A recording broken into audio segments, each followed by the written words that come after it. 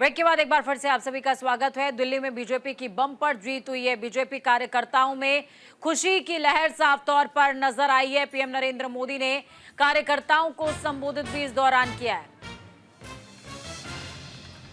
तो तस्वीरें देखिए।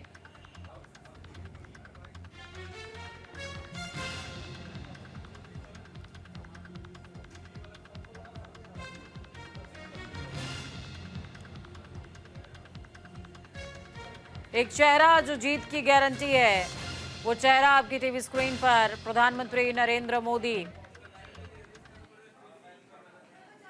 सही समय पर सही प्रहार, उसके बाद दूसरी पार्टियों में आता है भूचाल। चलिए सीधे ग्राउंड जीरो का रुख करते हैं। हमारे साथ में गौरव जुड़े हुए हैं ग्राउंड जीरो से।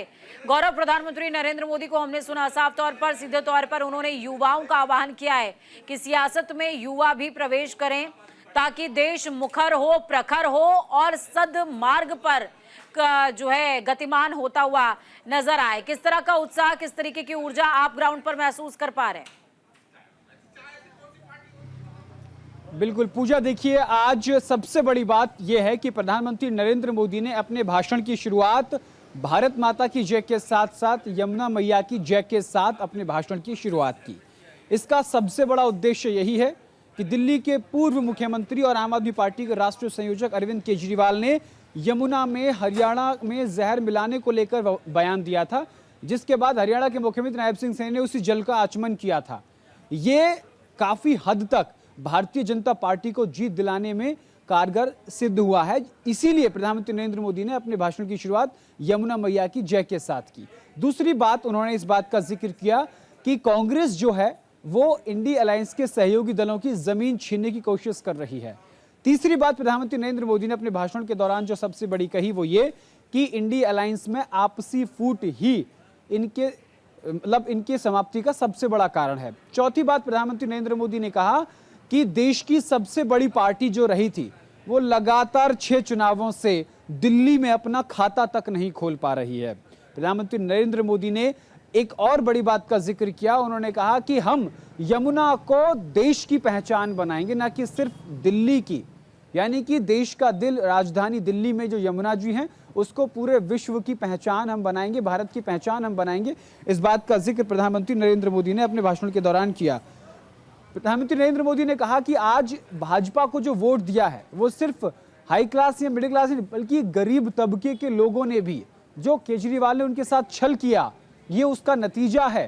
प्रधानमंत्री नरेंद्र मोदी ने यह भी कहा कि आज देश संतुष्ट है, दिल्ली संतुष्ट है, देश का दिल संतुष्ट है, क्योंकि आज देश के दिल को आपदा से मुक्ति मिली है।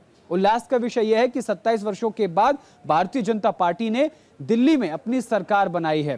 दूसरा सवाल यह कि पूजा, जिस तरीके से हमने यहाँ कार्यकर्ताओं से, दिल्ली वासियों से बातचीत की न्यूज इंडिया ने, तो उन्होंने साफ तौर पर इस बात का जिक्र किया कि जिस तरीके से अन्य राज्यों में 2+1 का फॉर्मूला है, शायद दिल्ली में भी वैसा ही होगा। हालांकि मुख्यमंत्री कौन बनेगा इसको लेकर के संशय बरकरार है।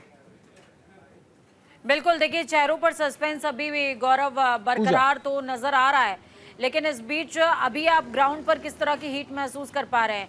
क्योंकि प्रधानमंत्री के आगमन के पहले जिस तरीके से ऊर्जा साफ तौर पर नजर आ रही थी, आप मेरी आवाज भी स्पष्ट सुन नहीं पा रहे थे उस दौरान, तो क्योंकि गानों की आवाज हो गई, ढोल नगाड़ों की थाप साफ तौर पर नजर आ रही थी। लेकिन अब प्रधानमंत्री नरेंद्र मोदी का संबोधन हो चुका है, इसके बाद एक दिशा जरूर मिल गई है बीजेपी के तमाम कार्यकर्ताओं को कि किस पैरामीटर पर रन करना है अब दिल्ली को। बिल्कुल, देखिए जब प्रधानमंत्री नरेंद्र मोदी स्टेज की तरफ बढ़ रहे थे तो उससे पहले पोडियम पर दिल्ली के प्रदेश अध्यक्ष वीरेंद्र सचदेवा थे, और वीरेंद्र सचदेवा की जो रुधी हुई आवाज थी वो खुशी जाहिर कर रही थी। वो साफ इस बात का संदेश दे रही थी कि जो प्रदेश नेतृत्व ने मेहनत की है, प्रदेश में कार्यकर्ताओं ने मेहनत की है दिल्ली प्रदेश में। क्योंकि देखिए जब आम आदमी पार्टी दिल्ली की सत्ता में आई थी उस वक्त कांग्रेस से लड़ाई थी, लेकिन इस बार भारतीय जनता पार्टी ने आम आदमी पार्टी और कांग्रेस दोनों से लड़ाई लड़ी है। उसके बाद जो जीत हासिल की वो भी प्रचंड जीत, 48 सीटों पर भारतीय जनता पार्टी आगे है, और इसी को लेकर के भारतीय जनता पार्टी के कार्यकर्ताओं में गजब का उत्साह है। महिलाओं में गजब का उत्साह है। यहां तक कि हमने ये देखा कि जो गरीब तबके के लोग हैं उनमें भी गजब का उत्साह पूजा देखने को मिला।